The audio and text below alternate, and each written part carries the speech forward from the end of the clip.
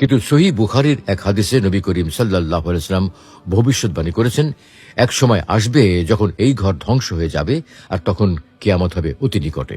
যখন কাবাঘর ধ্বংস হবে তখন কিয়ামত খুব কাছাকাছি চলে আসবে। অর্থাৎ ইমাম মাহদীর আগমন, দাজ্জালের আবির্ভাব, হযরত ঈসা আলাইহিস সালামের আগমন এবং ইয়াজুজ মাজুজের ফিতনা, এইসব ঘটনার পরেই কাবা ধ্বংসের সেই মর্মান্তিক মুহূর্ত ঘটবে। রাসূলুল্লাহ সাল্লাল্লাহু আলাইহি ওয়াসাল্লাম বলেছেন, হাবাসার অধিবাসী পায়ের সরু নলা বিশিষ্ট লোকেরা কাবাগৃহ ধ্বংস করবে। শেষ জামানায় ইসলাম থাকবে কেবল নামমাত্র। কোরআনের অক্ষর থাকবে, কিন্তু কেউ তা অনুসরণ করবে না। নবী করিম সাল্লাল্লাহু আলাইহি ওয়াসাল্লাম আরো বলেছেন, এক রাতে কোরআন পৃথিবী থেকে উঠিয়ে নেওয়া হবে। তখন আর কোনো আয়াত মানুষের মুখে বা কিতাবে থাকবে না। অর্থাৎ দুনিয়া থেকে ইসলামের আলো নিভে যাবে। মানুষ কাবাকে কেবল একটি প্রাচীন স্থাপত্য হিসেবে দেখবে।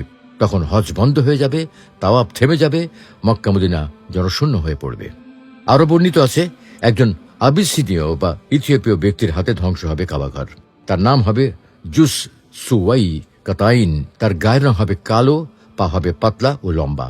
সে আফ্রিকার দিক থেকে এসে একে একে কাবার ইট পাথর খুলে ফেলবে, যেন এই ঘরটি কখনোই ছিল না। তখন তাকে বাধা দেওয়ার মতো একজন ইমাম